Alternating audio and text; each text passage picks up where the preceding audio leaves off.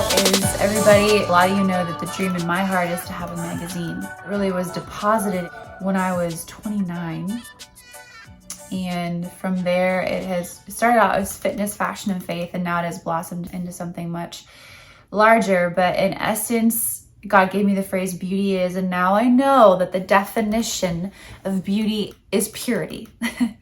If you want to know biblically what is beauty, it's purity. And that is what I believe is branded in me. What I carry, what's on my life, is to show the world that beauty is purity. And so the focus of this podcast is to teach and equip what that looks like. Now, some of you might be watching this because you have subscribed to my product line. And this is where it gets exciting. I feel like there's this beautiful synergy beginning to happen. At my subscription, my candle of the month, we have a focus point every month.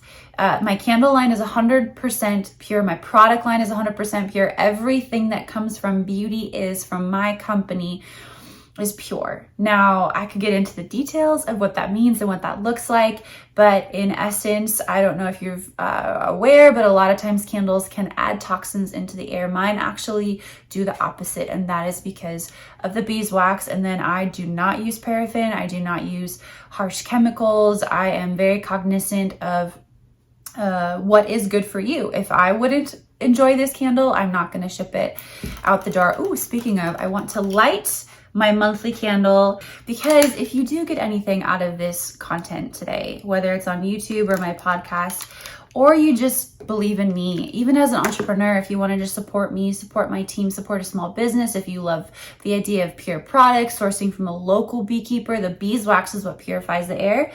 Support us by subscribing to my candle of the month. Guys, it's just $35 a month. I'm also sending a perfume mist, a room spray. You can use it as a pillow spray. I personally like to spray it to set the atmosphere before I do filming, before I pray. I like to keep a couple in my car. And so every month you get a candle and you get a perfume room mist, a room spray. And they are products that are not only not bad for you, but they are good for you. And you're supporting local. You're supporting a local small business. You're supporting someone that has a massive vision on her life to show the world, in essence, that there's a better way to do beauty. The world teaches us, whether they know it or not, they're discipling us. And when I say the world, a lot of times I'm talking about, perhaps let's just say, secular magazines. They're showing us that this is the standard of beauty. And especially young children, or teenagers. I remember when I was in my teenage years, I was looking and trying to understand womanhood, understand femininity, and looking to the magazines to learn those things. And so the world is showing us that there's a standard. Well, God's way is that his standard is actually, he made you uniquely you. And the best thing that you can do for yourself, if you want to become more beautiful and blossom in your womanhood and embrace your femininity and your identity, is to become the best version of yourself. Not become someone else, not adhere to a different standard, but to become, embrace this process of becoming and sanctification and purifying yourself, working towards becoming your best self. There's no other standard of beauty outside of who you are. And the mechanism for that to happen, I believe the Lord has given me a key. The mechanism to become the best version of yourself, the most beautiful version of yourself, is via purification. I think I'm on a couple rabbit trails here, so I want to bring it back. So beauty is purity, based on the book of Esther. And this is really going to unpack the key of purification. So in Esther 2:3, the king assigned someone to help with the women's beauty treatments. That word beauty treatment in the original Hebrew text is the word purification. And this was my moment with the Lord, where he revealed to me, he gave me the phrase beauty is 5 years before I realized that beauty is by definition purity. And that's what this is. That's what this movement is to equip women to embrace purification holistically and see their lives blossom, see their beauty blossom, for them to become the best versions of themselves. And so when the king was like, hey, let's get all the women ready to come see me, he assigned Haggai to help with their beauty treatments. But that word beauty treatment is purification. It actually means polishing. How cool is that? I'm kind of sentimental today for some reason. I feel a little soft. But it almost makes me want to tear up, even the notion of polishing, because when you think of polishing, you're not changing the identity of the structure. You're removing the muck, you're removing the dirt, you're removing the things that are kind of covering up what it actually looks like. When you're polishing something, you're simply buffing it, you're simply shining it, you're simply revealing what is underneath, the trueness of that thing. And that is what purification is in our context, is you are being polished. When you sign up for my subscription for the Candlelight monthly experience, when you go through these podcasts, when you really partner with the content being released from Beauty, is you are partnering with that process of polishing who you truly are. All of this content is pointing you back, first of all, to Jesus. And then Jesus is the one that sanctifies us and reveals our true nature. And essentially we blossom in that process. And so every month I'm going to have a different focus point on what beauty is. So different focus point of purification. And so going back to my subscribers, I sent you a QR code this month so you could watch this or listen to this directly and begin to experience the fullness of what this subscription could be, which is more than just enjoying a pure candle and pure perfume. But it's also for you to embrace purification. So for you to become your most whole self, your most beautiful self. And so the lesson this month, the focus point is purifying your soul. And what we're going to talk about specifically is your worth. So the intention this month, subscribers, you'll see it there, is worthy. You are a worthy woman. And the scripture that we are going to unpack is from the book of Esther.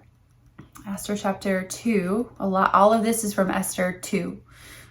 This entire subscription is based on Esther 2. So Esther 2, 5 through 7. In Shushan the citadel, there was a certain Jew whose name was Mordecai, the son of Jair, the son of 𝘰𝘳𝘵, the son of Kish, a Benjamite. Kish had been carried away from Jerusalem with the captives who had been captured with 𝘬𝘰𝘳, king of Judah, whom Nebuchadnezzar, the king of Babylon, had carried away. Okay, now here we go. Verse 7. Listen. This is where I want you to kind of lean in. The first two verses were kind of a lot of history there. I get it. But verse 7, here we go. And Mordecai had brought up Hadassah, that is Esther, his uncle's daughter, for she had neither father nor mother. The young woman was lovely and beautiful. When her father and mother died, Mordecai took her as his own daughter. Queen Esther was an orphan. It does not matter what your family history is. That the fact that Esther was an orphan did not stain her or keep her from stepping into her destiny as a queen. If anything, perhaps it was a divine setup. You have no idea. I have no idea. The seeds that Mordecai sowed into Esther while he raised her. Who knows the woman that Mordecai helped sculpt her into? But Esther was an orphan. And the reason that this is linked to us purifying our souls this month is because if we don't know our worth, our inherent internal worth first as a daughter, we are going to show up differently in this world. It's going to affect every single part of our lives, our beauty journey, but also how we steward our influence as a queen. Whether it's the queen of the house, whether you're a CEO, whether you're the mayor of Reading, whether, you're a student, and you're walking out your influence in that area, you have a destiny. You have a purpose as a daughter of God. And whatever that purpose is, if you don't know first and foremost that you are a daughter, of God first and foremost, that's going to taint every part of how you live. What's interesting as I unpack these scriptures and the areas I really want to focus on, I'm actually just going to read this. These were my initial thoughts as I was really diving in and studying the word. Now, I've got my big old binder here. Got all these words in Greek, cross-correlating, and I just geek out. I actually really like it. So, okay, I'm going to read to you my initial thoughts. I want to focus on verse 7. I'd like to focus more so on two larger concepts here. Concept 1, Esther was orphaned yet chosen. Her broken family didn't stain her from her destiny. Perhaps it even set her up for it, because who knows the powerful seeds Mordecai planted. Little did he know he was preparing a queen. And 2, the second concept, the powerful concept of a daughter. Again, Mordecai chose to raise her, perhaps delighted in it, but he raised a daughter first, who eventually became a queen. Esther's identity as a daughter was foundational. Now, as I unpack the original Hebrew, it's interesting. The word daughter actually means bath, or sorry, it doesn't mean bath. It's pronounced bath, which I just think is fun. Anybody who knows me knows that I love baths. And I have, products for baths. I'm a bath girl. I love soaking in the bath. One of my products is called Soak. But that, in the Old Testament, the word for daughter is bath. There's multiple definitions, but there's the literal definition, right, of an actual, like a woman gives birth to a girl. That girl is the daughter to the father and mother, right? So it's like literally in a familial sense. That's the word bath, the word daughter. Another definition is, which I think is just beautiful, is that word bath is cross-correlated in the same phrase in English as apple of God's eye.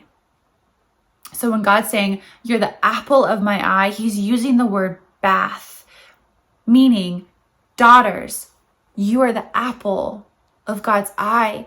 He has desire for you. He has affection for you. He delights in you being his daughter. You are wanted as his daughter. You are chosen first before queen. You are chosen as the daughter of God. Ephesians 1 says it was according to his good pleasure that he adopted us as sons and daughters and grafted us into his family. Before you step into your sphere of influence or even marriage, right? Before you're a wife, Esther was chosen as queen and became a wife. Before you're queen, before you're chosen for marriage, before anything external, you got to know internally that you are a daughter of God.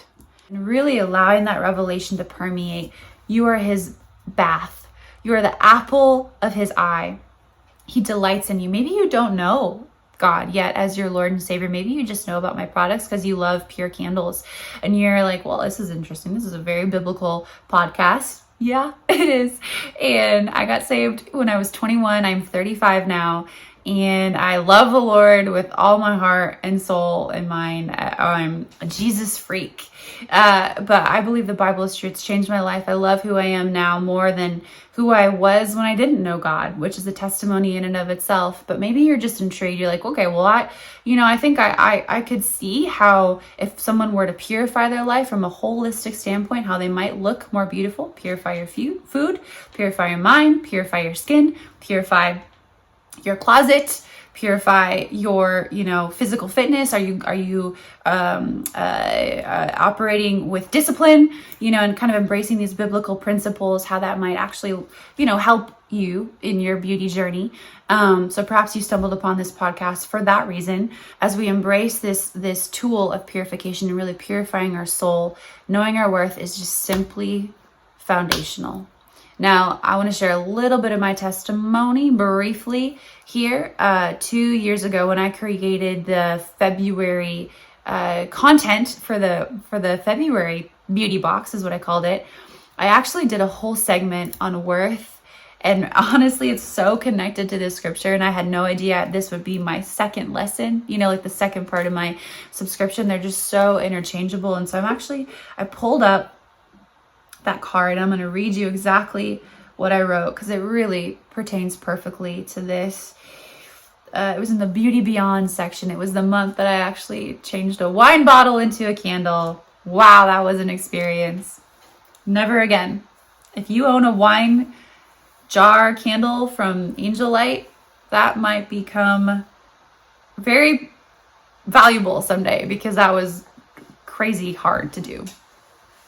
Anyways, okay, so that month I ran out of jars and I needed jars. And so I decided to change wine bottles into candle jars. It was crazy. I've got a video on it. You can go and check it out if you want to see how I did that, the full story. But anyways, okay, February. It says, Beauty Beyond, do you love yourself? I didn't. So I sent this letter to my subscribers. Do you love yourself? I didn't. Then I realized it and everything changed. When I was younger, my mom left. And since I believed I wasn't worth loving, searching my entire life to fill that void through relationships or performances, but nothing was ever enough because deep down, I didn't believe that I was worthy of love. Eventually, I realized it. I cried. I healed. And embraced that I am worthy of love. I may not have experienced that as a young girl, but I am. That's the truth. And now I believe it. So I asked, do you believe you're worthy of love? Your story might be different than mine, but perhaps there are similarities. My hope is that this box inspires not only external beauty, but internal beauty. Believing you're worth loving can literally change everything. Knowing your value is, like I said, it's just so key. And so as you purify your soul this month, and as you spray your perfume mist, as you breathe in that essence, I encourage you, know that you're worthy of love. Even if you're listening to this and you're like, well, I know that I don't believe this. Maybe you were actually orphaned. Maybe you were rejected as a child, like me. My mom and I are best friends now. God has radically done a miracle in our lives. But this is my testimony from when I was a little girl. And so maybe you can relate to that. And maybe you don't believe that you're worthy of love. Maybe you're like, yeah, this has shown up in my life multiple times. Even going before God and exploring that with Him, like, God, why don't I believe that I'm worthy of love? I know that I'm your daughter now. Casey told me, the word says so. I'm your daughter. So help me understand my worth. Help me even unpacking the layers. God has really taken me on a journey of unpacking, understanding that when my mom left, that I began to believe that I was not worth loving. That I wasn't worth my mom coming back for me and fighting for me. And I didn't even know that I believed that lie. I didn't know that I was believing that lie. I was kind of locked up within me. That trauma was locked up within me. And I was operating from that place. It showed up in relationships. It showed up in my professional life. But it was a trauma, right? And so God took me on that journey and showed me and actually helped me process the pain of my mom leaving. And I don't know what your process is going to look like, but I know that in purifying your soul, every time I got into that secret place with the Lord and He guided me and I had a good old weep, a good old cry session with the Lord, gosh, I would be beaming on the other side of that. Tears help release toxins. And so as you purify your soul, you are becoming more of who you truly are. You are partnering with the polisher Himself, and He's polishing you, returning you to your true nature. And you get to allow that true nature to shine. And it's going to positively affect every part of your life. Knowing that I am worthy of love absolutely has affected me, not only in relationships, but as a businesswoman. I just encourage you this month, as you embrace this purification of your soul, knowing that you're worthy is key. So that's what I have for you this month. If you have any feedback for me, let me know. If you know of a woman who needs this in her life, send her the podcast, maybe even bless her with a subscription. You can find it on 𝘬𝘰𝘳𝘵 or 𝘬𝘰𝘳𝑃urity.com. That's a seed for us that helps us, and it's going to help them too. I really believe that the Lord is intimately involved in showing the world there's a better way to do beauty. It's more about who you are, becoming your true self and allowing that to shine. We'll have another focus point of purity next month and kind of just take this all one step at a time. That's all I have for you today. Bye, guys.